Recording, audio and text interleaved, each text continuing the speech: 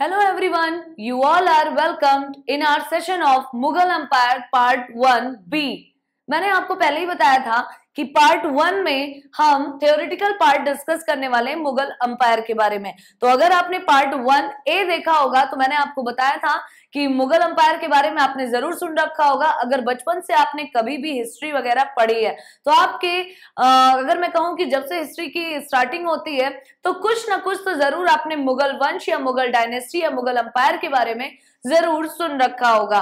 तो मैंने आपको बताया था कि पार्ट 1 में हम लोग थ्योरेटिकल पार्ट कवर करेंगे और पार्ट 2 और पार्ट 3 में जो हम पार्ट 1 से थ्योरी पढ़ेंगे उसी से रिलेटेड जितने भी क्वेश्चंस आपके एग्जाम में आते हैं जो कि फ्रीक्वेंटली आस्क्ड हैं या फिर बहुत ज्यादा इंपॉर्टेंट है या एक्सपेक्टेड है, उन सबको हम डिस्कस करेंगे अपने पार्ट 2 और पार्ट 3 में। तो पार्ट 1 आपका कंडक्ट हो चुका है जहां पे हमने शुरुआत की थी मुगल अंपायर की कि मुगल अंपायर की नींव कैसे पड़ी, किसने रखी, फिर उसके आगे किस तरीके से मुगल अंपायर का विस्तार होता गया यानी कि एक्सपेंशन कैसा हुआ मुगल डायनेस्टी का, किसके द्वारा किया गया। फिर बीच में हमने देखा कि जो एस्टैब्लिशमेंट हुआ उसके पहले तक दिल्ली सल्तनत में क्या चल रहा था जिसकी वजह से ये पूरी तरीके से ये जो लूप होल का फायदा उठाया बाबर ने।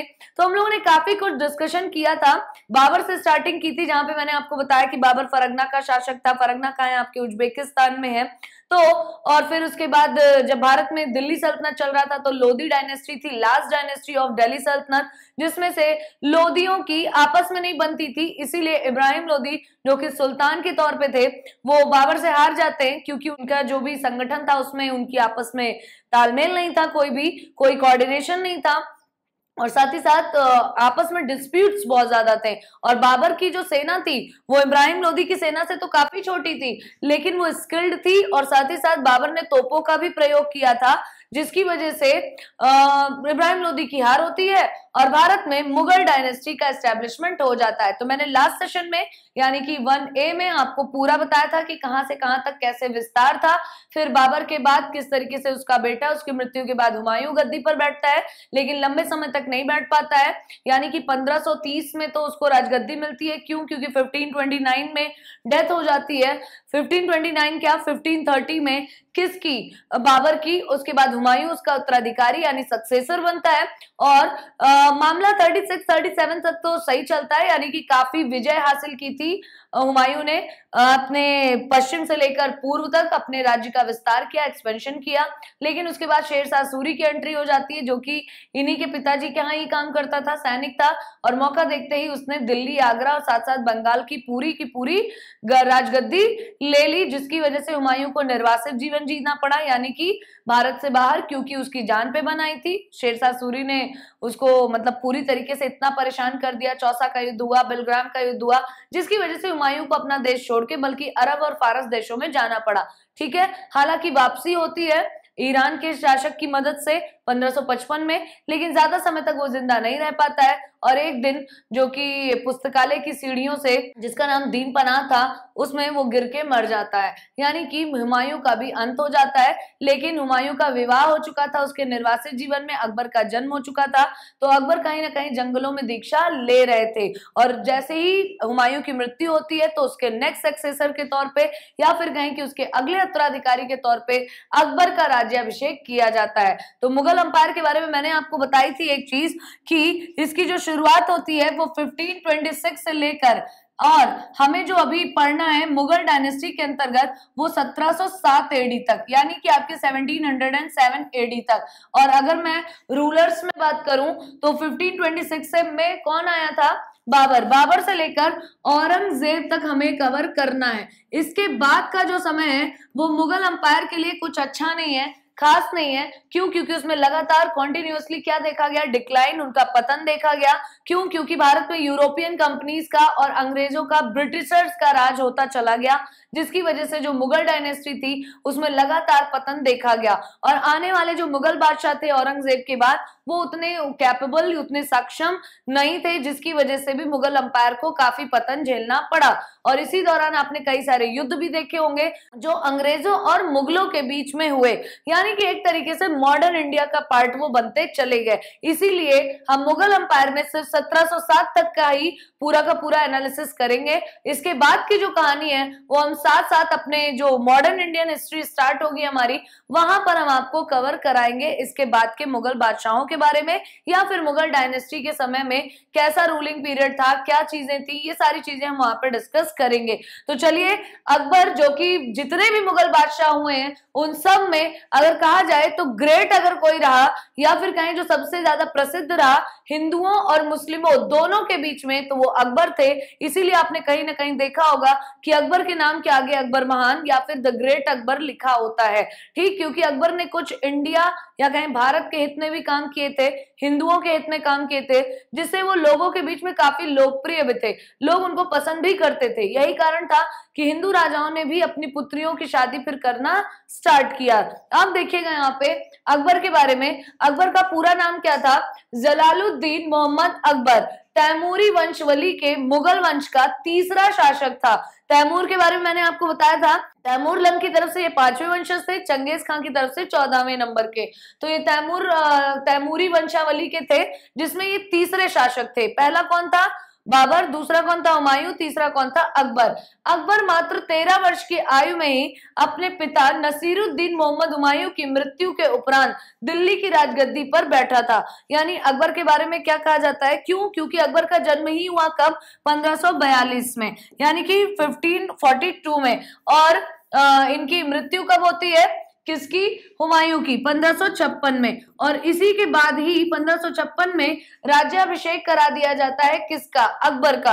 यानी कि अकबर उस समय एक बच्चे थे, वो घुड़सवारी, तलवारबाजी और बाकी सब स्किल्ड में तो काफी अच्छे थे, लेकिन क्योंकि ये अपने चाचा जी के यहाँ यानी कि हुमायूं के भाई कामरान के यहाँ थे, तो उन्होंने इनको पढ़ने लिखने नहीं दिया था। तो ये अनपढ़ थे और काफी इनकी एज भी कम थी, तो इस वजह से इनको डिसीजन लेना या राज्य के बारे में समझना उतना इजी नहीं था। तो बैरम खां के नेतृत्व में ही इन्होंने पहले शुरुआती कामकाज संभाला था। किसने? अकबर ने।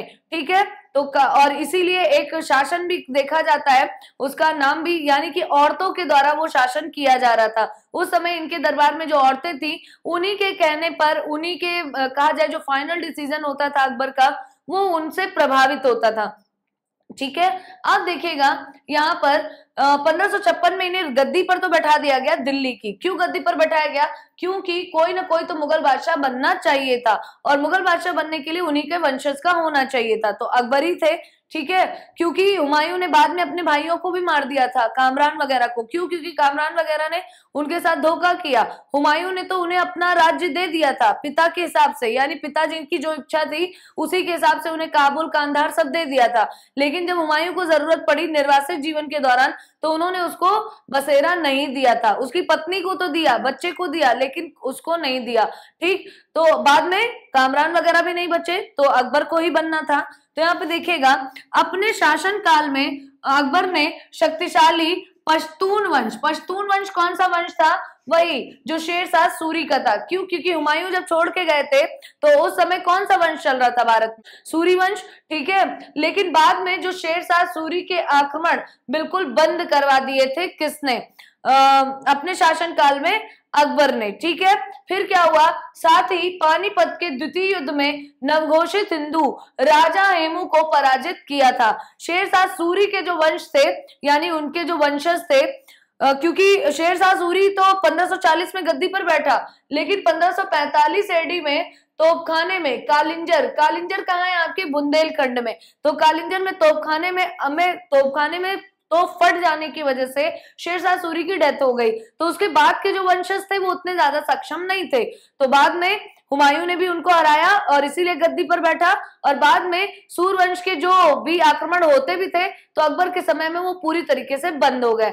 और साथ ही साथ पानीपत का द्वितीय युद्ध भी लड़ा गया। क्यों? क्योंकि हिंदुओं की तरफ से एक राजा जो घोषित किए गए थे, राजा हेमचंद, जिनको हम लोग हेमू कहते हैं। तो पानीपत का द्वितीय युद्ध तब होता है 1556 में, यानी कि 1556 एडी में। और 1556 एडी में अकबर की ही इसमें जीत होती है। हालांकि इस समय तक जो नेतृत्व था वो कहीं ना कहीं बैरम खां का ही था, क्योंकि अकबर उतने बड़े नहीं थे या कहीं कि उतने वयस्क नहीं थे। ठीक है, तो यहाँ से क्वेश्चंस आपके आते हैं कि पानीपत का द्वितीय युद्ध कब हुआ था। तो आपको पता चला कि कैसे और क्यों हुआ। आप देखिएगा वही सेम चीज आपकी इंग्लिश में लिखी है। Jalaluddin Mohammad Akbar was the third ruler of Mughal dynasty of Timurid lineage, यानी जो तैमूरवली वंशज थे उनका तीसरा शासक था। And Akbar ascended the throne of Delhi at the age of only 13, केवल 13 साल की ही उम्र में उन्होंने राजगद्दी संभाली। After the death of his father, अपने फादर की डेथ के बाद, क्या नाम था, नासिरुद्दीन मोहम्मद हुमायूं। फिर ड्यूरिंग दिस रीन, यानी कि अपनी ही रीन, अपने शासनकाल के दौरान, he completely stopped the attacks of the powerful Pashtun descendant Sher Shah Suri, जो कि शेर शाह सूरी के बाद में जो उसके सक्सेसर्स थे या कहें जो वंशज थे, उन सब के आक्रमण को उसने बंद करवा दिया। किसने? अकबर ने।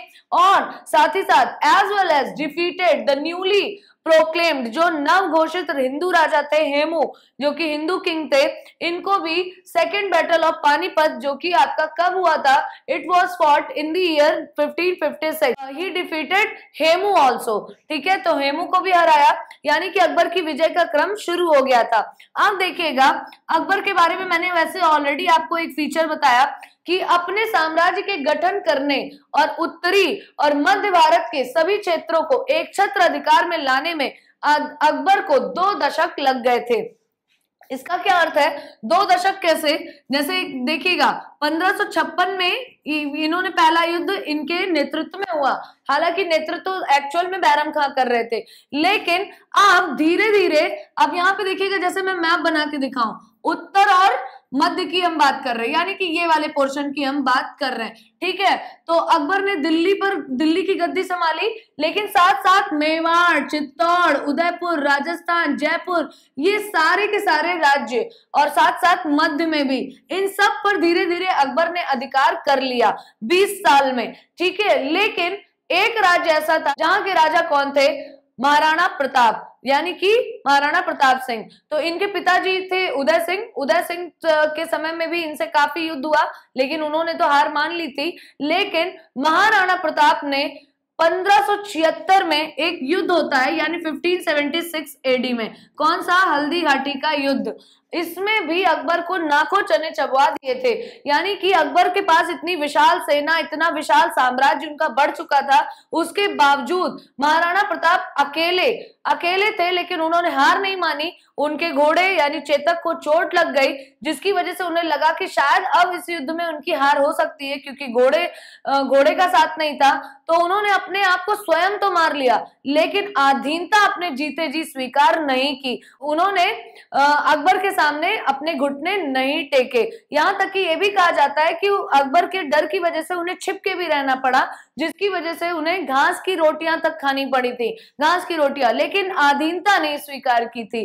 ठीक है, इसीलिए माना भी जाता है कि जो 1576 एडी में जो हल्दी घाटी का युद्ध हुआ वो अनिर्णायक युद्ध है। यानी ये नहीं कह सकते कि कौन इसमें जीता था, अकबर या फिर महाराणा प्रताप। इसीलिए कहा गया कि 20 साल लग गए थे अकबर को अपना पूरा राज्य उत्तर और मध्य भारत में फैलाने में। क्यों? क्योंकि महाराणा प्रताप की मृत्यु तक ये पूरा साम्राज्य तो नहीं ले पाए थे। भले ही आमेर और बाकी जितने थे वो सारे के सारे भले चले गए हों, लेकिन जो मेवाड़ के राजा राणा प्रताप सिंह जी थे उन्होंने स्वीकार नहीं किया अधीनता, जिसकी वजह से अकबर को 20 साल लग गए इन पूरे क्षेत्रों पर अधिकार करने में। ठीक है, तो अब आपको समझ में आया ये 20 साल क्यों बोला मैंने। ठीक, अब देखिएगा उसका जो प्रभाव था, अब देखिएगा उसका प्रभाव लगभग पूरे भारतीय उपमहाद्वीप पर था। यानी अकबर के बारे में बात हो रही है, पूरे उपमहाद्वीप पे था। क्यों? क्योंकि अचानक से कोई ऐसा राजा आया जिस या कहीं मुगल बादशाह आया जिसने एक के बाद एक सारे के सारे राज्य विजित कर लिए। तो जो स्वतंत्र थे भी वो कहीं ना कहीं स्वतंत्र तो थे, बट उनके अंदर जो फीलिंग थी या इम्पैक्ट जो था वो कहीं ना कहीं मुगल का ही था। यानी मानना, आज्ञा का पालन करना, ये सब पूरे भारत में उस समय किसका चल रहा था? अकबर का ही। ठीक है। और इस क्षेत्र के एक बड़े भूभाग पर सम्राट के रूप में उसने शासन किया। हालांकि दक्षिण के जो प्रांत थे वो अभी भी कई सारे प्रांत ऐसे थे वहां पर जो कि पूरी तरीके से स्वतंत्र थे। यानी कि अकबर का राज्य जो था वो केवल मध्य और उत्तर और पूर्व और पश्चिम तक तो था, लेकिन दक्षिण की तरफ उतना नहीं हो पाया था। ठीक है। लेकिन माना जाता है कि एक बड़े हिस्से पर था, तो पूरे के पूरे महाद्वीप पर कहीं ना कहीं अकबर ने राज्य जरूर किया। ठीक। अब देखिएगा यहाँ पे वही सेम चीज आपकी इंग्लिश में लिखी है कि it took 2 decades for Akbar to establish his empire and to bring all the regions of northern and central India under one umbrella। यानी एक छत्र राज्य करने के लिए। ऐसा ना हो कि बीच में किसी और का राज्य है, फिर किसी और का है, फिर मुगलों का है, फिर किसी और का है। नहीं, जितना भी बाउंड्री, जो भी लास्ट बाउंड्री होगी, यानी कि उस बाउंड्री के अंदर तो कोई भी ऐसा राज्य नहीं होगा बीच में जिस पर अकबर का अधिकार या मुगल डायनेस्टी का ना हो। तो एक छत्र अधिकार करने में 20 साल लग गए थे। अभी बताया था आपको कि क्यों। ठीक। अब देखिएगा, his influence was over almost the entire Indian subcontinent and he ruled as emperor over a large part of this region। यानी कि भारतीय महाद्वीप पर पूरी तरीके से एक छत्र राज्य कहा जाए किसी ने अगर चलाया तो वो अकबर के ही समय में चला। यानी बीच में कोई उसका विद्रोही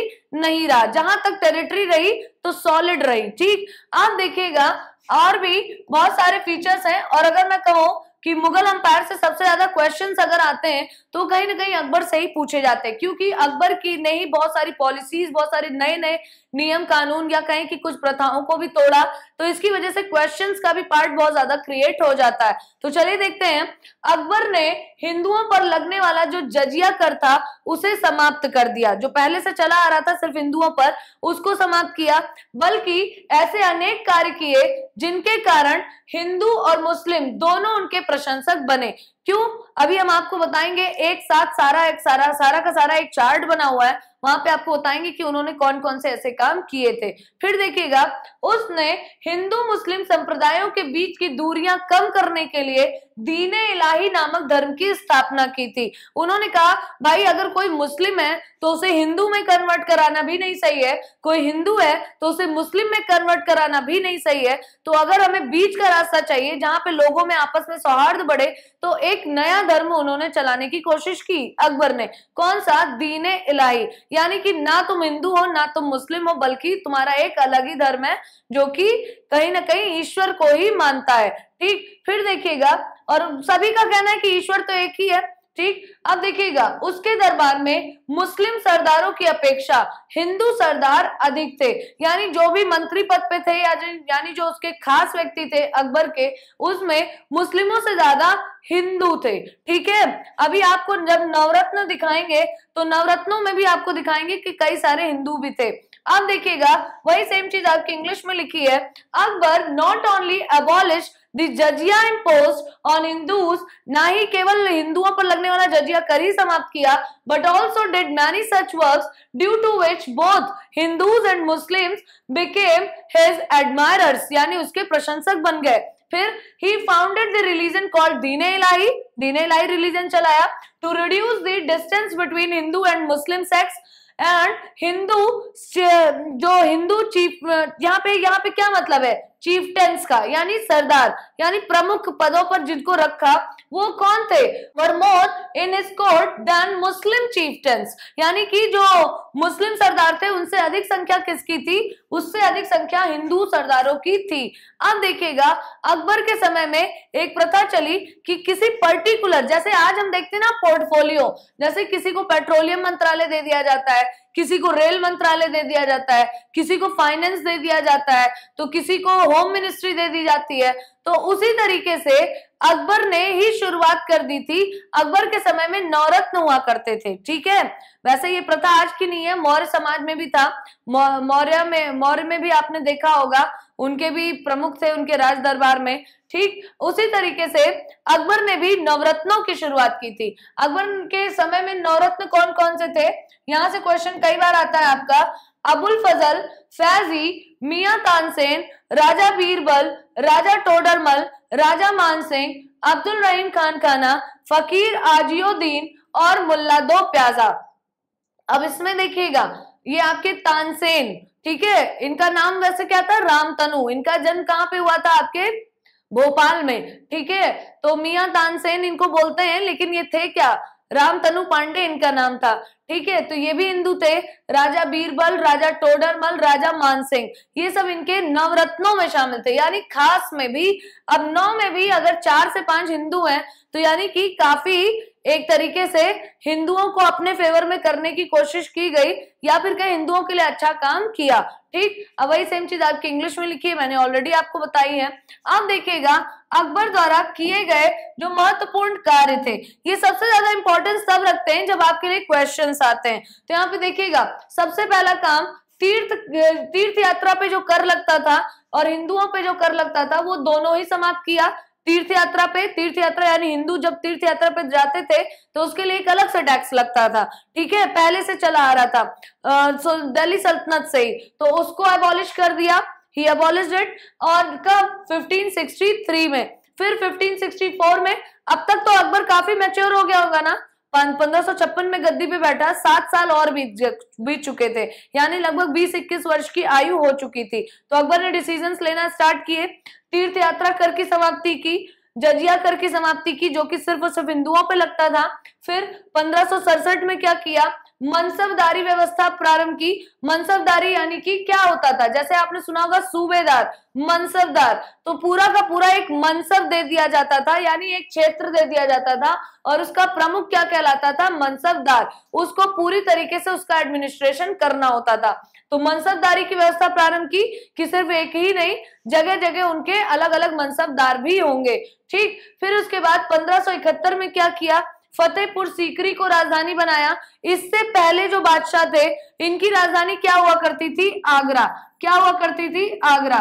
लेकिन इन्होंने आगरा में ही है आपका फतेहपुर सीकरी, तो फिर आगरा से 37 किलोमीटर दूर फतेहपुर सीकरी में अपनी राजधानी बनाई थी। क्यों बनाई थी, एक शेख थे, सूफी संत थे वो, उनका क्या नाम था, शेख सलीम चिश्ती। तो उनकी ही वजह से, यानी उनको एक तरीके से डिवोशन देने के लिए क्या किया था, आगरा की बजाय अपनी राजधानी फतेहपुर सीकरी कर ली थी, ठीक है।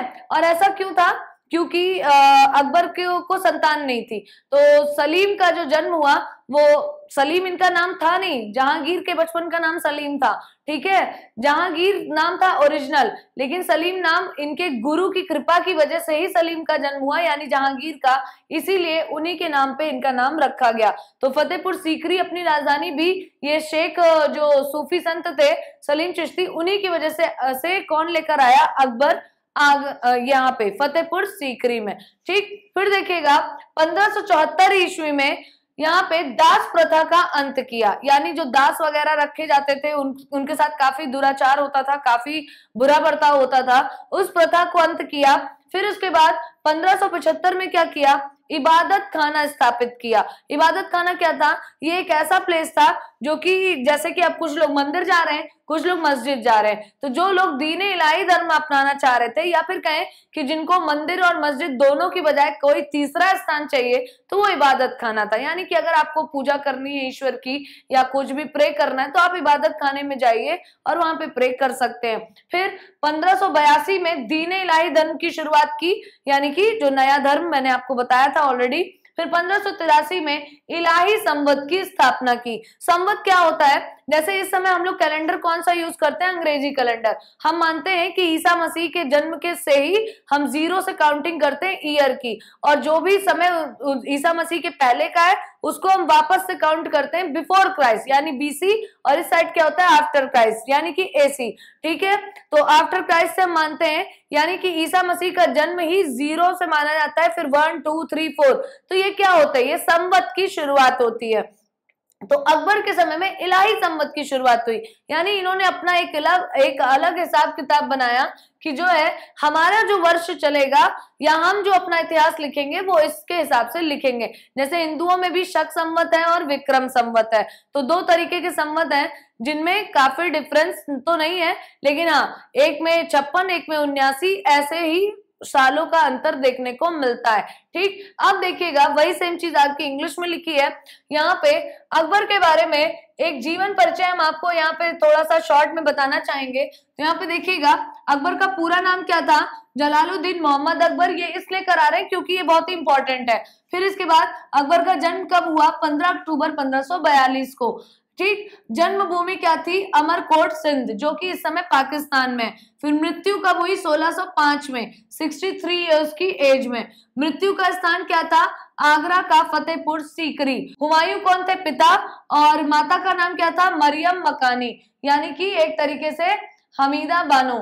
ठीक, फिर देखिएगा इनकी जो पत्नी थी वो कौन थी, आपकी हरका बाई, लेकिन कई जगह आपको बुक में दिखता है जोधाबाई, लेकिन वो गलत है। जोधाबाई जो थी वो जहांगीर की पत्नी थी। अब जोधपुर की हैं तो वो जोधाबाई कहलाई, लेकिन कई बुक्स में गलत लिख दिया गया था, जिसको लोग अब फिल्मों में दिखाया गया, लेकिन फिल्मों में ऐसा है नहीं। जोधाबाई अकबर की पत्नी नहीं थी, हरका बाई थी अकबर की पत्नी। ठीक है, फिर देखिएगा इनकी जो संतान थी, जो मेन जो इनका सक्सेसर बना वो जहांगीर थे, लेकिन इसके अलावा भी इनके 5 बेटे और 7 बेटियां थी, यानी 6 पुत्र और 7 पुत्रियां, क्योंकि शादी भी एक से ज्यादा थी, कई सारी शादियां भी हुई थी इनकी। इनका शासनकाल कब से कब तक चला, 1556 से 1605 ईस्वी तक। राज्याभिषेक कब हुआ, हुमायूं की मृत्यु के बाद 1556 में कालानपुर के पास गुरदासपुर। गुरदासपुर कहाँ है, आपके पंजाब में, तो उसी पंजाब वाले क्षेत्र में ही इनका राज्याभिषेक कराया गया। वहीं पर ये दिल्ली नहीं आए थे, उसके पहले ही इनका राज्याभिषेक हो गया था।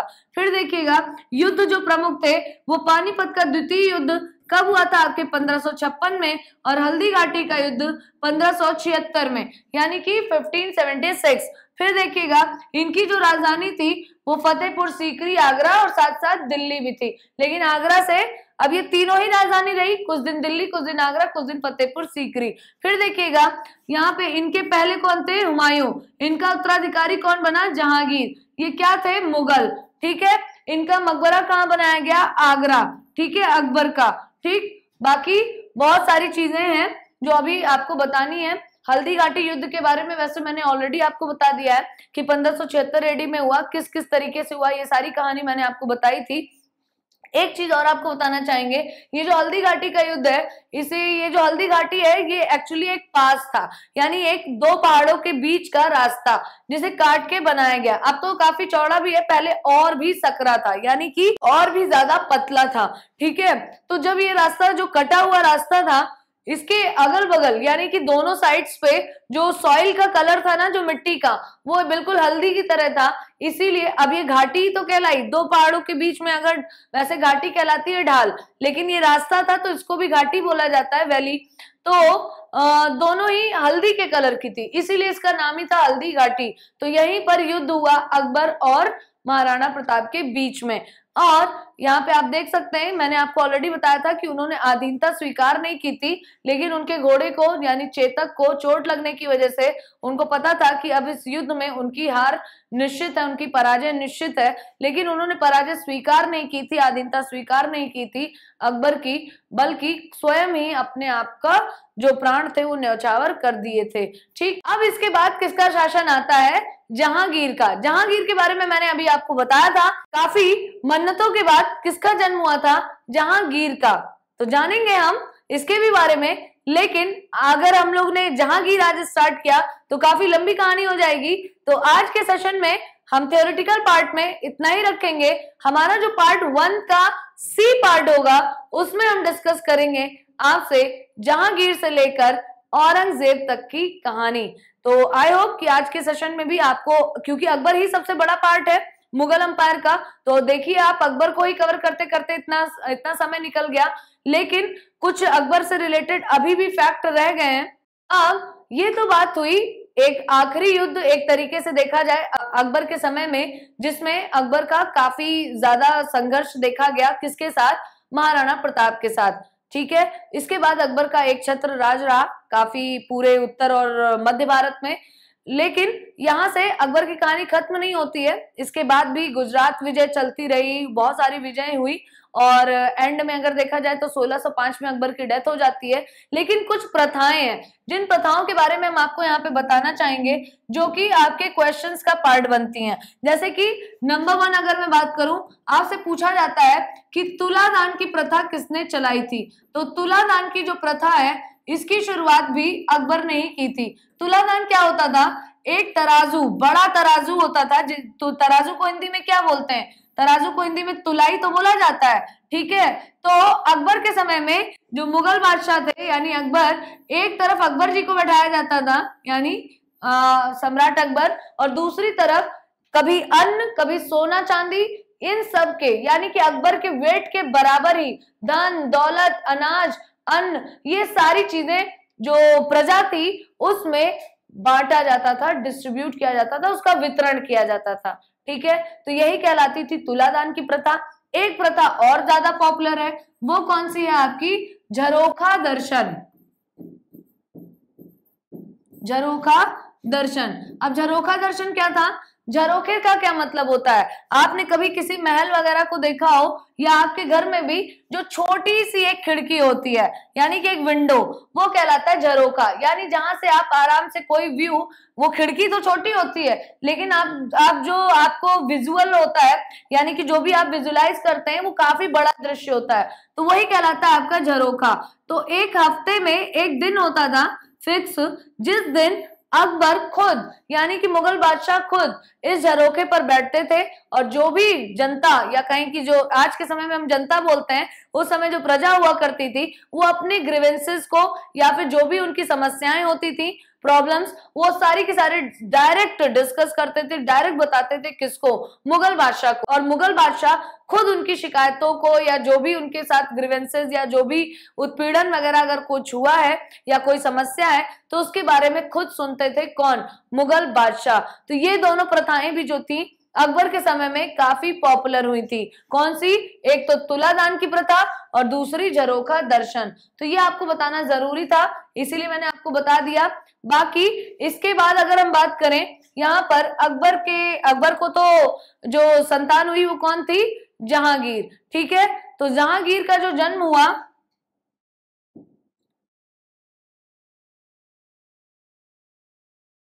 तो वो कौन था? जहांगीर। जहांगीर का जो जन्म हुआ वो मैंने आपको बताया था सलीम चिश्ती की कृपा से।